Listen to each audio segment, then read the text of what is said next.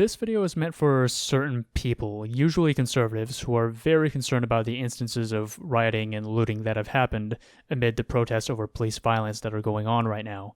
Let me begin by immediately getting one thing out of the way. I condemn the protests that have gotten violent. I condemn the looting and the vandalism, and I condemn the rioters that have beaten defenseless people. I also condemn the many cases of policemen who initiate the violence, who use force against protesters who are peaceful.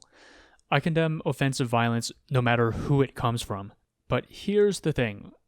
What I'm seeing right now is that there are many, not just conservative figures, but conservative people I know who are currently constantly sharing and passing around footage of protesters behaving badly exclusively. From what I can tell, the purpose of doing this is meant to somehow invalidate the protests that are happening and to show support for the police. But I don't really understand how that's supposed to work. It's not like the fact that some protesters engage in acts of violence changes the fact that a man was slowly and knowingly murdered by a police officer, while 3 other police officers stood by and did nothing.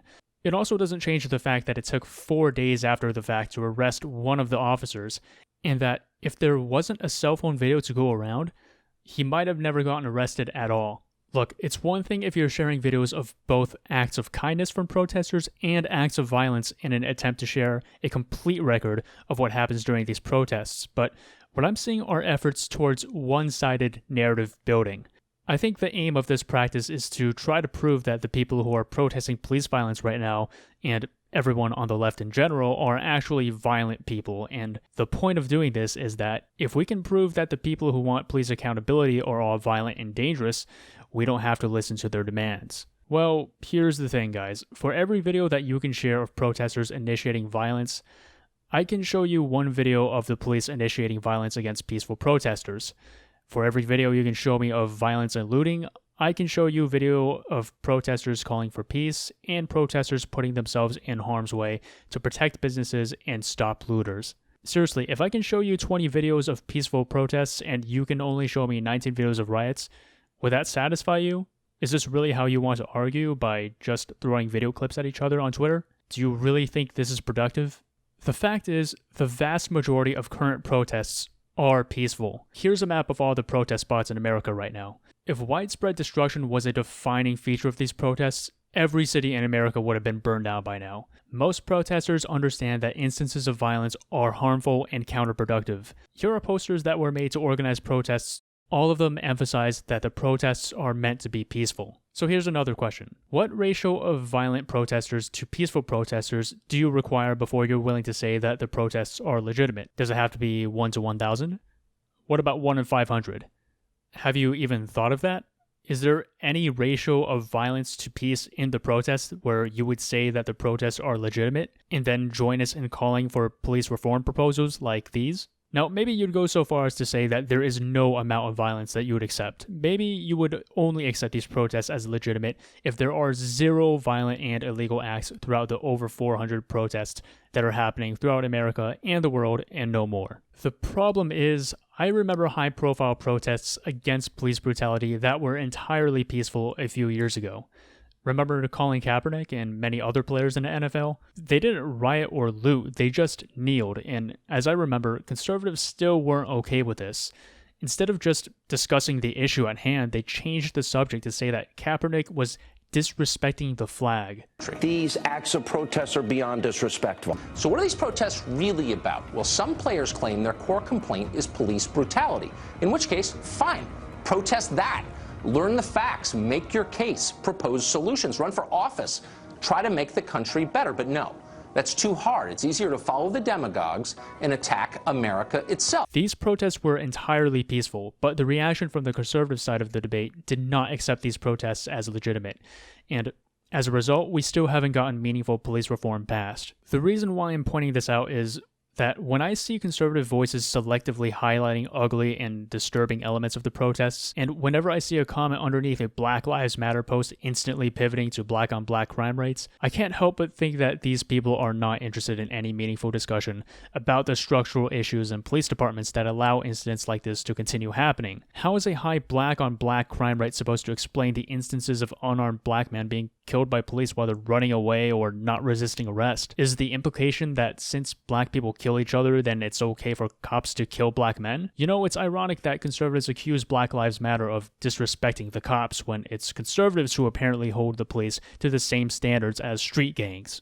The worst part is, I'm not entirely convinced that these conservatives are devoted to the principle of completely peaceful protests no matter what. In other situations, say protests in other countries, I regularly see conservatives able to look past violent and ugly elements of those protests to talk about the root issue that's causing the protests in the first place. I'll show you exactly what I mean right now. First, let's take a segment that Tucker Carlson did just a few days ago. This segment is about 26 minutes long, and it begins like this. When the mobs came, they abandoned us. Good evening and welcome to Tucker Carlson tonight. The nation went up in flames this weekend.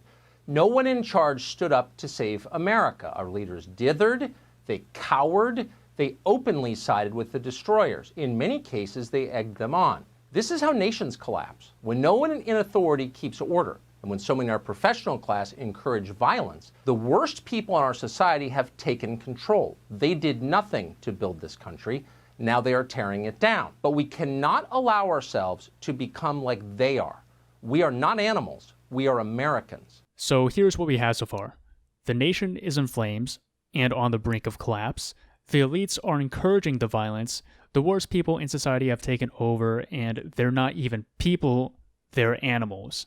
Then Tucker spends over 5 minutes going over several instances of violent protesters. At 1 a.m. this morning, Mr. Kim was kneeling alone on the sidewalk trying to salvage what he has spent his life building. Scenes like this played out in hundreds of neighborhoods across this country, maybe yours. Here are a few. In Columbia, South Carolina, a man called the police when things began to fall apart. Rioters saw him call. They surrounded that man and they beat him. Onlookers laughed as he was pummeled. In Rochester, New York, a group of 8 men smashed the windows of a jewelry store. A couple who lived above the shop emerged to confront them. Both of them were viciously beaten with a ladder and a 2x4. In Dallas, a man armed with what appeared to be a sword did his best to defend a business from looters. The mob bashed him in the head with a rock and a skateboard. It's hard to watch. In San Jose, rioters with crowbars stormed the highway and attacked vehicles trying to pull drivers from their cars. Let me point out certain elements of that segment. First, Tucker wants you to be angry and afraid.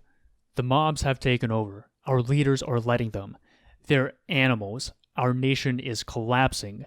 Then, in painstaking detail, he goes over hand-picked clips of protests that have gotten violent. The entire segment is designed to blur the lines between peaceful protesters and the riots. There's no mention of the moments of solidarity between the police and protesters.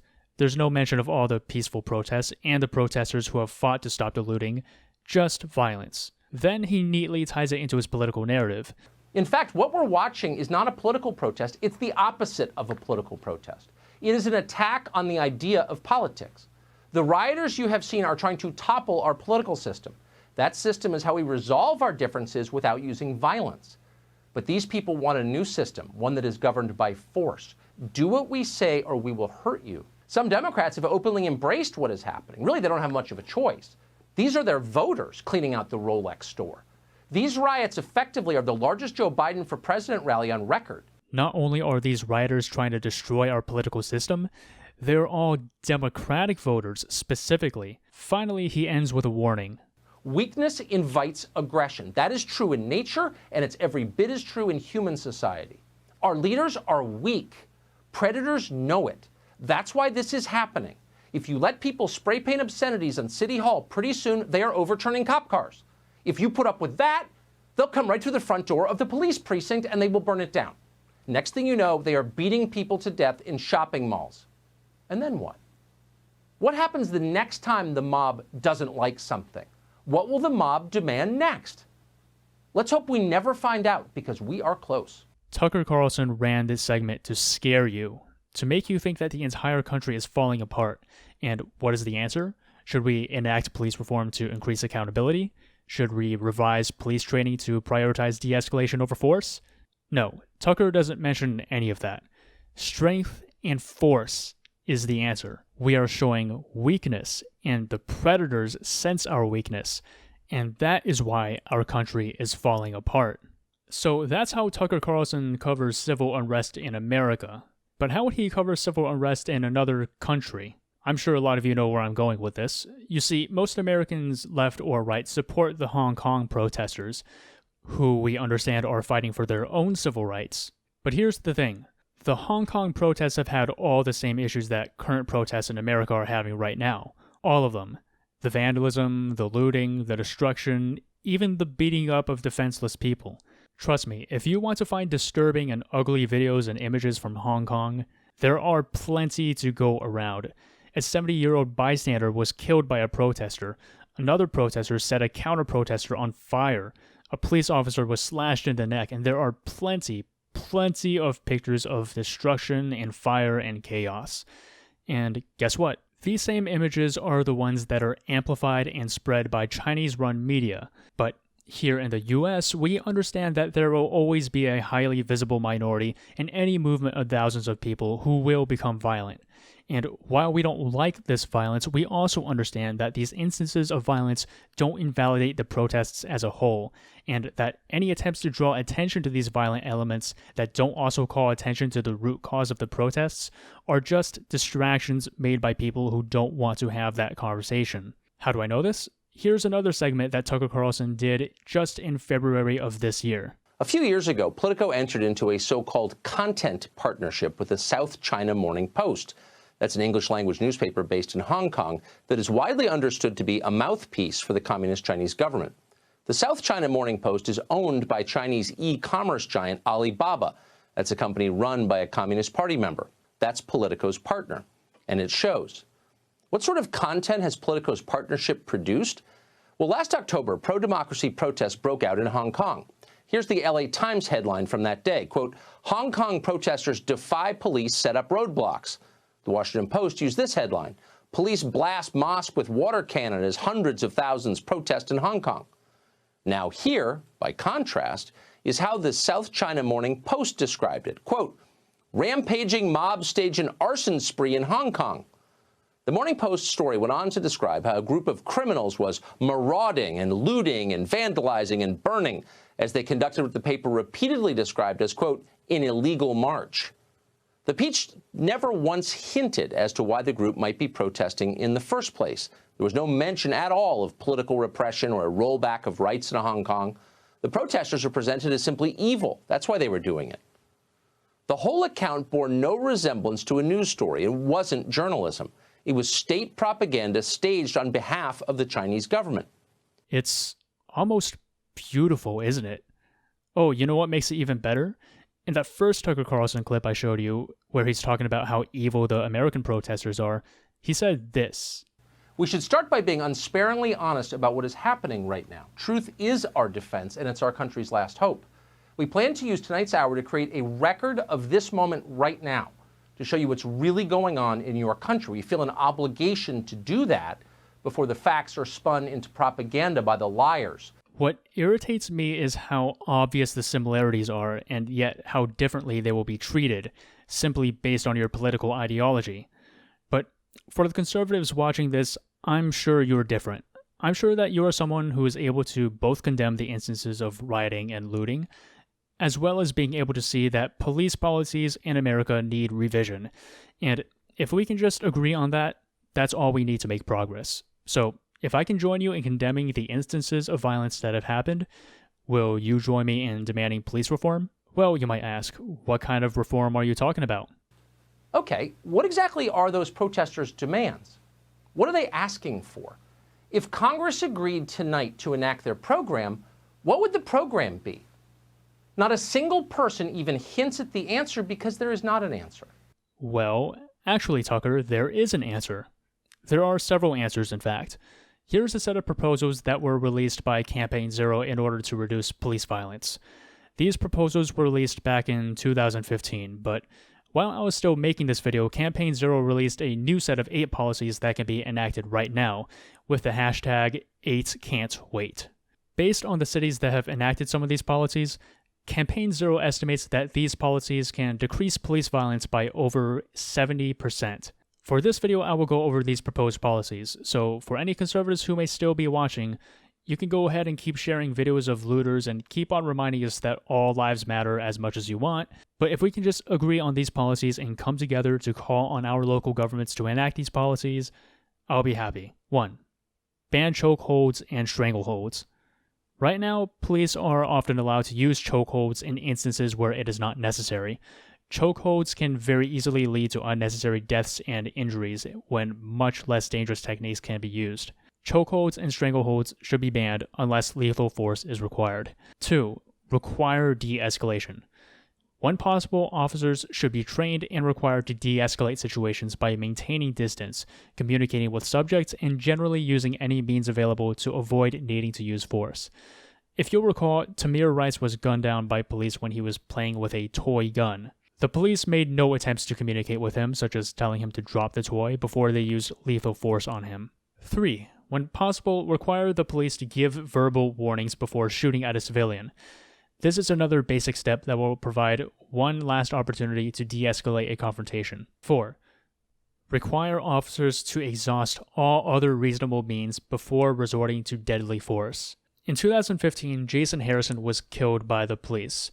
Harrison had mental health issues, and his mother called the police to take him to a mental hospital for treatment. However, he appeared at the door twiddling a screwdriver in his hands. Within 5 seconds of him appearing at the door, he was gunned down.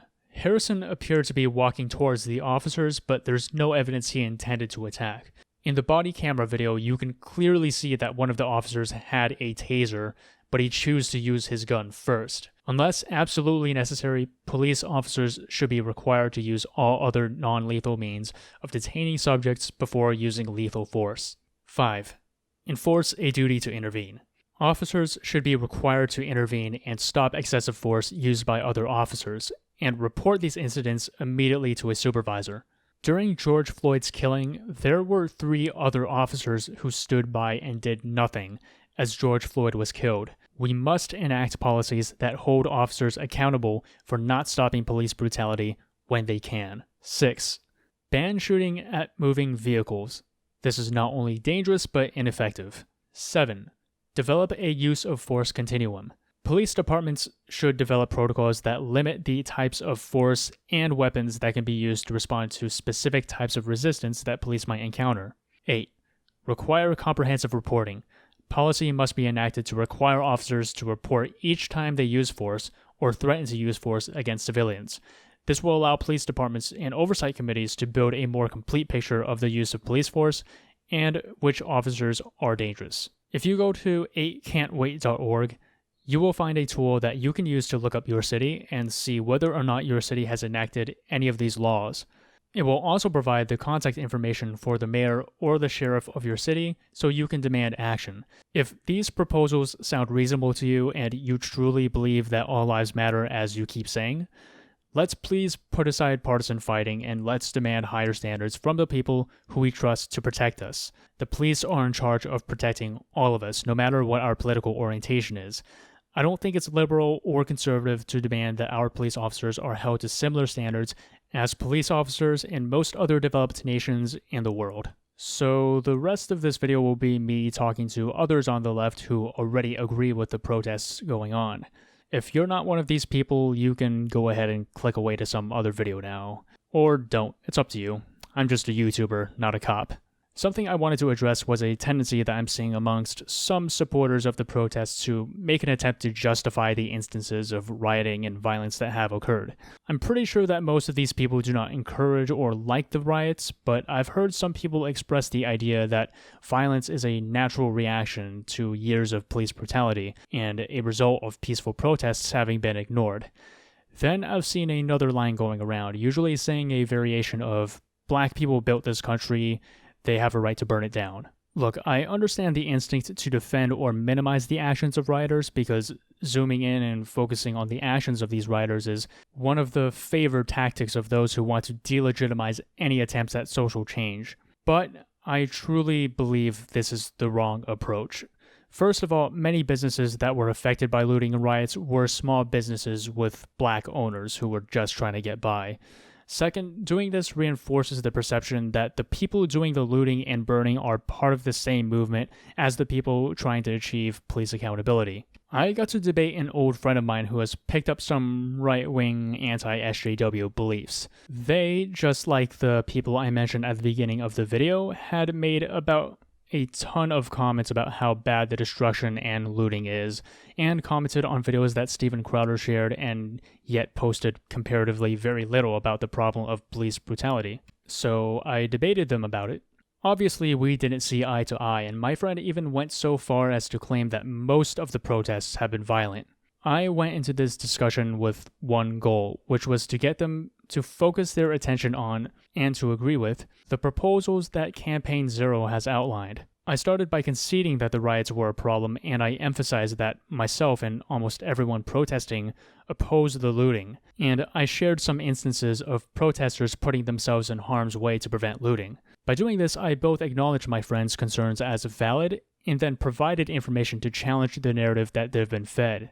I then shared information about protests that have happened in the city that we live in and how they turned out to be peaceful. Finally, after some back and forth, I introduced the Campaign Zero proposals. I asked my friend if they would support things like requiring body cameras, setting up civilian oversight boards, retraining police to prioritize de-escalation, and more. And guess what? They said they were down with all of them. You know what's funnier? After all of that, he sent me the video of the elderly man who got shoved to the ground by the police, to try to prove to me that police brutality isn't a racial issue, as the victim in this case was white. Now, I understand if you think that's problematic, but I want us to think about this for a second.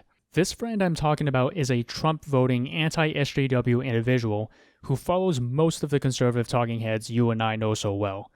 And by conceding the point about rioting and destruction being bad, and then pivoting to talking about concrete policy proposals as soon as possible, this person went from exclusively talking about the riots to agreeing with comprehensive police reforms, and then directly acknowledging that police brutality was a problem. I know that he did it to try to prove a point, but in the broad scheme of things, I think this is progress. My point is that we should be conscientious about how our rhetoric will be received by those who disagree. At the end of the day, our goal is to make change happen. The most direct way of doing this is by getting policies like the ones that Campaign Zero is advocating for passed. Many on the right have been conditioned to react negatively to any discussion of institutional racism or prejudice. They're often taught to believe that institutional racism means that all white people, or all people in power, are personally racist individuals who actively plot the destruction of minorities. The idea of racism being perpetuated automatically through systems is just too abstract and nuanced to educate someone about when they're entering the discussion with an adversarial mindset. That's why instead I like to take a pipeline approach where you warm up the person who disagrees with you by introducing things that are reasonable and easy to agree with that still lead them down the road you want them to go. This tactic is not dishonest. It's an attempt to accommodate people where they are and introduce them to new ideas that will leave them open to deeper and more complex left-wing ideas. Once people hear exactly what kind of reforms we want to make to the police, most people will have a hard time disagreeing, because the proposals are manifestly reasonable. This is what conservative talking heads do not want people to hear. Their ideology is based on justifying current hierarchies as moral and right. And I think even if they don't say it out loud, they're worried that if people are allowed to hear that there are valid criticisms of police structures and viable means of reforming them, that might lead people down a slippery slope of wondering what other current hierarchies deserve to be criticized, reformed, or even eliminated. And I'll wrap this up soon, but I also want to caution people about making excuses for offensive violence. I don't think it's ethical or even effective. I think your actions define who you are, and remember that what causes are worthy of violence remains subjective. People defend all sorts of atrocities by arguing that the intentions were good. I mean, how often have we heard things like that when it comes to civilian deaths in Iraq? No one is good by definition. If we have the morally superior position, which I think we do, we have to act like it, and we have to resist making excuses for people who are in fact harming innocent people. Most of the country will not directly participate in these protests, but instead take in the protests and form their opinions through the lens of whatever media sources they watch. and TV news will hyper-focus on any instances of violence and looting there are, because that's what gets views. So I don't have the perfect answer to this, but I want to put forward to you guys that activists and protesters should develop and spread new media-savvy strategies to stop looters, prevent violence, and make sure that the media covers the protests in the most sympathetic ways possible. Obviously, many times, the violence is initiated by the police, but if we can change the narrative such that people are exposed to the scenes of police violence against peaceful protesters and less images of looting and destruction, I guarantee that much more people will be convinced to support the cause of the protests. I've seen great social media posts spreading knowledge to protesters about avoiding tactics meant to provoke violence and posts on the best things to bring with you to a protest. If we develop good strategies to make the media and the public sympathetic to the protests, we can spread these ideas in the same way.